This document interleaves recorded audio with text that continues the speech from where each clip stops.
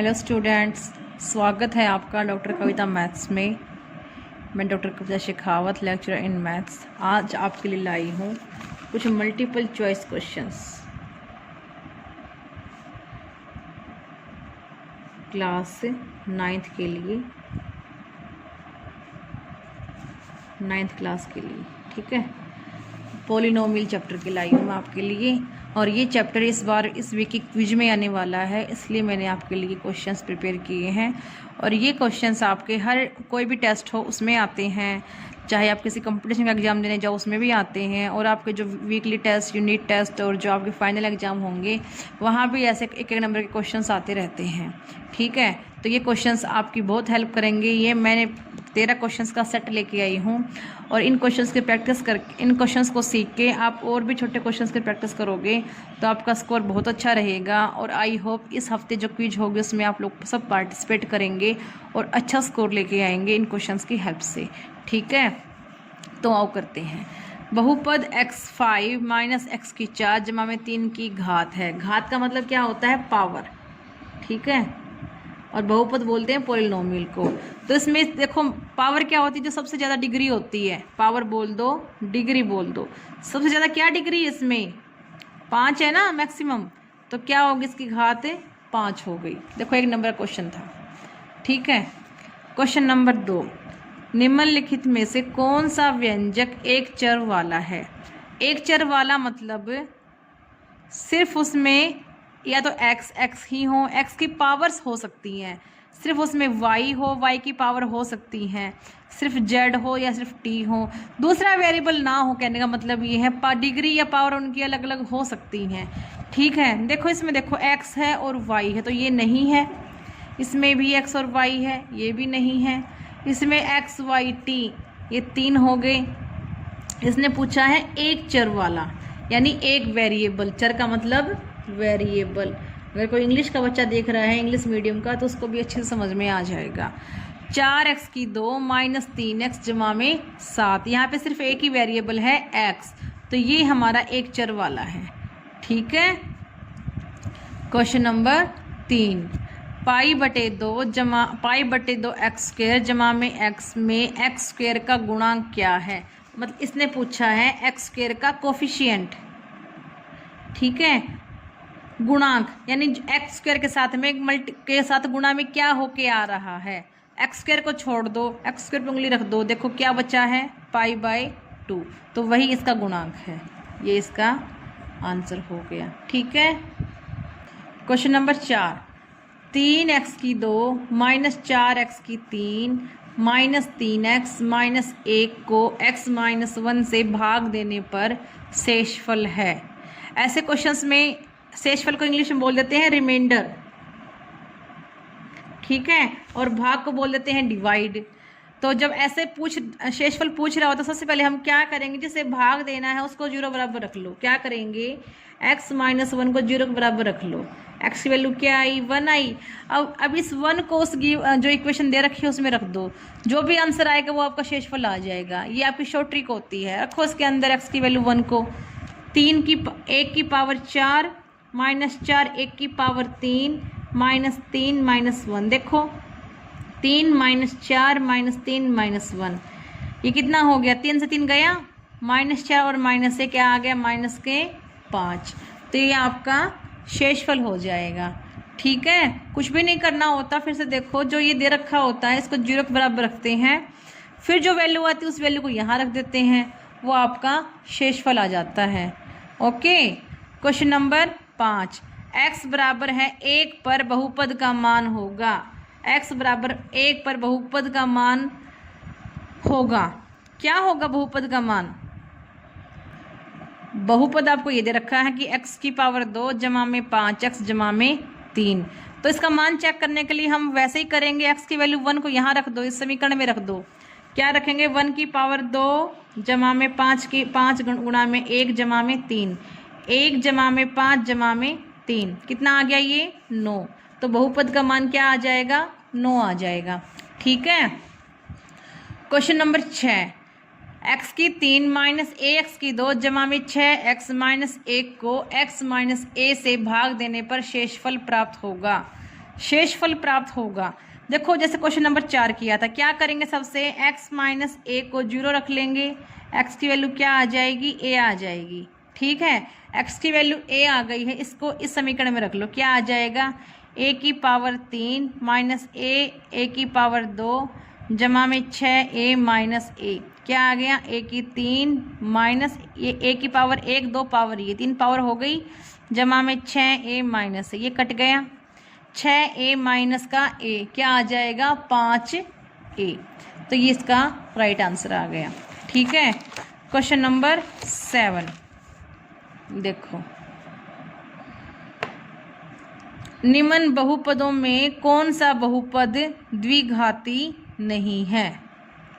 मतलब इसमें आपको ये देखना है, द्विघाती का मतलब जिसकी 2 घात नहीं हो, जिसकी मैक्सिमम पावर 2 नहीं है, या 2 से कम है या फिर 2 से ज़्यादा है, तो वो क्या नहीं होगा, हमारा द्विघाती नहीं होगा। तो बारी बारी से करते हैं। देखो x की पावर 2 जमा में x, ठीक है, ये इसकी पावर क्या दिख रही है, मैक्सिमम आपको क्या दिख रही है, इसकी पावर आपको मैक्सिमम 2 दिख रही है, तो ये द्विघाती है। इसमें देखो x माइनस एक्स की पावर 3, इसकी डिग्री कितनी दिख रही है आपको, यहाँ पे 3 दिख रही है, तो ये द्विघाती नहीं है। और इसमें देखो y जमा में y की 2 जमा में 4, इसकी मैक्सिमम पावर कितनी दिख रही है आपको, 2 दिख रही है, तो ये द्विघाती है। इसकी पावर भी क्या दिख रही है आपको, 2, तो ये भी द्विघाती है। उसने पूछा है कौन सा द्विघाती नहीं है, तो बी ऑप्शन होगा, क्योंकि बी ही एक ऐसा ऑप्शन आ रहा है जो द्विघाती नहीं है।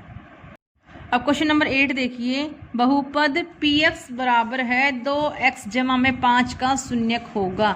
शून्यक को इंग्लिश मीडियम वाले बच्चे 0 बोल देते हैं, क्या बोल देते हैं, 0, कि 0 क्या होगा। 0 के लिए हमेशा क्या करते हैं, जब 0 पूछ रखा हो तो बहुपद को ही 0 रख दो, और जहाँ से x की वैल्यू निकल के आएगी वही मेरा शून्यक हो जाएगा। तो क्या आएगा, 2x बराबर है माइनस का 5, x की वैल्यू क्या आ गई, माइनस के 5/2, तो ये मेरा क्या होगा, बहुपद का शून्यक होगा। देख लो कौन सा ऑप्शन है, ए है, बी है, सी है या डी है, यहाँ पे बी ऑप्शन आ रहा है। ठीक है, अब देखो बहुपद 3y में, क्वेश्चन नंबर 9 देखो, बहुपद 3y में बहुपद का शून्यक होगा, वही क्या निकालना है, 0। क्या करेंगे उसके लिए, जो बहुपद दे रखा है उसको क्या रख दो, 0 के बराबर रख दो। अब वहाँ से देखो कि y 0 कब होगा, जब y की वैल्यू 3 होगी तो y 0 होगा, नहीं होगा। y की वैल्यू 1 होगी तो ये 0 होगा, नहीं होगा, क्योंकि इधर 3 हो जाएगा, यहाँ 0 हो जाएगी। y की वैल्यू 1/3 रखोगे तो ये 1 आ जाएगा, ये 0, तो ये भी नहीं हो रहा है। लेकिन 0 रखने पे ये 0 हो, दोनों बराबर इक्वल के सारे हैं, तो बी ओ वाला मेरा ऑप्शन ठीक है। ठीक है, तो इसका शून्य क्या होगा, 0। ठीक है, अगला क्वेश्चन है, 104 गुना में 96 को हल करने के लिए उपयुक्त सर्वसमीका। सर्वसमीका आपने पढ़ रखी है, कौन सी सर्वसमीका होगी, तो हमने ये पढ़ रखा है कि क्या फॉर्मूले पढ़ रखे हैं हमने, a plus B, a minus B, ये फॉर्मूला हमने मोस्टली पढ़ रखा है, या फिर a plus B, a plus B, इस टाइप के हमने फॉर्मूले पढ़ रखे हैं। यहाँ पे ये फॉर्मूला यूज होगा। देखो 104 को ऐसा ले आना है कि हमने इन दोनों का a भी सेम आ जाए और b भी सेम आ जाए। ठीक है, देखो 104 को हम कैसे लिख सकते हैं, 100 लिख दूँ मैं, जमा में 4 लिख दूँ, 96 में लिख सकती हूँ 100 माइनस के 4। ऐसा क्यों लिखा, देखो ये a है, ये a है, दोनों a बराबर होने चाहिए थे, ये b और ये b भी बराबर हो गए, साइन का फ़र्क आ गया, इसको मैं फिर खुलेगा तो ये बन जाएगा a² माइनस b²। तो कौन सा ऑप्शन से मैच कर रहा है, देखो ये मैच नहीं कर रहा है, ये भी मैच नहीं कर रहा है, ये भी मैच नहीं कर रहा है, ये आपका ऑप्शन मैच कर रहा है, तो this is the right answer. ठीक है, ये सर्वसमीका आपको याद करनी होती है। ठीक है बच्चों, अब देखिए 11 का क्वेश्चन, किसी घनाभ का आयतन 3x की 2 माइनस 12x है, तो संभावित विमाएँ क्या होंगी। विमाओं को हम बोल देते हैं डायमेंशन, कि डायमेंशन क्या होगी, और आयतन को बोल देते हैं क्या, वॉल्यूम, और घनाभ को बोलते हैं क्यूबॉइड। ठीक है, तो घनाभ का जो आयतन होता है वो L गुना में B गुना में H होता है। ठीक है, एक तो ये तरीका है कि आप इन तीनों को बारी बारी गुना करके देखो, जो आंसर वहाँ फिट हो रहा है वो उसका सॉल्यूशन हो जाएगा। एक तो ये तरीका आप कर सकते हो। दूसरा तरीका ये है कि आप उसी को सोल्व कर लो। पहले मैं इसी को सोल्व करती हूँ। देखो यहाँ से 3 कॉमन निकाला, x² माइनस 4, और ये क्या हो जाएगा x जमा में 2 x माइनस के 2, क्योंकि यहाँ फॉर्मूला था a² माइनस b²। तो कौन सा तरीका कौन सा है इसमें? ये क्वेश्चन नंबर 11, किसी घनाभ या फिर उसको क्या बोल देंगे हम? क्यूबॉइड बोल देंगे का आयतन को वॉल्यूम भी बोलते हैं। 3x की 2 माइनस 12x दिया हुआ है, तो इसका संभावित विमाई हमें निकालनी है। आयतन का फॉर्मूला होता है L गुना में B गुना में H। इसको हम सोल्व कर लेते हैं। क्या आएगा? 3 कॉमन निकालो, 3x कॉमन निकालो, x माइनस 4। तो देखो 3 गुना में x गुना में x माइनस 4, तो 3x और x माइनस 4, 3x और x माइनस 4, ऑप्शन डी। ठीक है, और अगर ऐसे नहीं आ रहा है तो आप एक काम और भी कर सकते हो, इन तीनों को आपस में गुना कर करके देख लो। जिसकी गुना इसके बराबर हो जाएगी वो सॉल्यूशन हो जाएगा। मैं इसी को करके दिखा रही हूँ। देखो 3x x माइनस 4, 3x की 2 माइनस के 12, इसमें कुछ अलग आएगा, तो ये ऑप्शन आपका हो गया। ठीक है, क्वेश्चन नंबर 12 देखो, 104 की पावर 3 को सरल करने के लिए उपयुक्त सर्व समीका होगी कौन सी? देखो जो सर्व समीका निकालते हैं वो उसको हम 100 के राउंड ऑफ करते हैं, मतलब उसमें 100 इंक्लूड होना चाहिए, चाहे वो अगली वैल्यू माइनस में हो चाहे प्लस में हो, लेकिन 100 होगा तो उसको गुना करना, उसको क्यूब करना आसान हो जाता है। तो देख लो इसमें 100 किसके पास में है? 100 इसके पास में है, और ये 104 भी बना रहा है। 100 जमा में 4, 104 की पावर 3, तो ये आपका राइट आंसर हो गया। ठीक है, ये देखो 3 जमा में 2x, 3 माइनस 2x का मान होगा। इसके मान के लिए पहले इसको हम निकाल लेते हैं। 3 जमा में 2x, 3 माइनस 2x, इनके आपस में गुना कर लो। पहले इसकी इस सारे से करो, 3 तियाँ 9, 3 और इसकी करो माइनस की 6x जमा की 6x माइनस की 4x की 2। ठीक है, तो ये क्या आ गया? देखो माइनस की 6 से जमा की 6 कट गया। ठीक है, ये क्या आ गया? क्या बच गया? 9 माइनस की 4x की 2। तो आपका सॉल्यूशन कौन सा आ गया इसमें? 13 के क्वेश्चन में B is the right option. Okay, question number 14 का देखिए बच्चों, y की 2 माइनस 5y जमा में 6 का गुणनखंड है। ये 4 पेयर आपको दे रखे हैं, इसमें आपको देखना कि कौन सा पेयर ठीक बैठेगा। तो सबसे पहले देखो हम यहाँ सोल्व करके लेते हैं। y की 2 माइनस के 5y जमा में 6, ये देखो हमारा जो जोड़ है, जो हम फैक्टर लेंगे उनका जोड़ तो -5 आना चाहिए, और गुना कितनी आनी चाहिए? 6। देखो इसको हम ले सकते हैं कि y की 2 माइनस के 3y माइनस के 2y जमा में 6। ठीक है, तो देखो यहाँ से y कॉमन आ जाएगा, y माइनस 3, माइनस 2 कॉमन यहाँ से निकाल लो, y माइनस 3। तो यहाँ से देखो, यहाँ से क्या आ जाएगा? y माइनस 3 कॉमन आ जाएगा, y माइनस 3 बच क्या गया? y और ये y माइनस 2। अब देख लो कौन सा फैक्टर यहाँ पे फिट बैठ रहा है? पहला ही बैठ रहा है, तो ये हमारा आंसर आ जाएगा।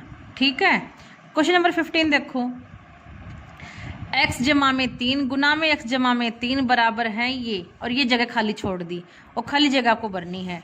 क्या करेंगे? इसको उठा लो, x जमा में 3 गुना करो इसको इससे करो, x की 2 जमा में 3x। अब इसको इस सारे से करो, 3x जमा में 9, क्या आ गई? ये x² जमा में 6x जमा में 9। ठीक है, ये देखो x² जमा में 9 तो है, लेकिन क्या है? 6x नहीं है, तो बीच में क्या भर देंगे हम? 6x भर देंगे। ठीक है, तो बच्चों मैंने आपके लिए 15 क्वेश्चंस का सेट करवा दिया है। ऐसे ही बहुत सारे क्वेश्चंस की आप प्रैक्टिस कर सकते हो। आपके पास कोई भी बुक होगी ऑब्जेक्टिव क्वेश्चंस के 9th क्लास के लिए, और आपको कुछ और क्वेश्चंस कोई समझ में नहीं आ रहा है तो आप कमेंट बॉक्स में मुझे कोई नया क्वेश्चन भी आप मुझे डाल सकते हो कमेंट बॉक्स में, फ़ोटो खींच के मैं आपको उसका सॉल्यूशन भी बता दूंगी। और अगर इन क्वेश्चंस में कोई डाउट है तो आप मुझे उसके लिए बता दीजिए, कोई क्वेश्चन समझ में नहीं आया हो तो मैं फिर से आपको बता दूंगी। तो प्लीज़ बच्चों मेरे चैनल को लाइक करें, कमेंट करें, शेयर करें और सब्सक्राइब भी कर लें, और सारी वीडियोज़ को मेरी अपने फ्रेंड्स के साथ शेयर भी करें ताकि आपके ज़्यादा से ज़्यादा दोस्त, आपके भाई बंधु इसका फ़ायदा उठा सकें। बच्चों ये शिक्षा है और शिक्षा को बढ़ाना कोई बुरी बात नहीं है।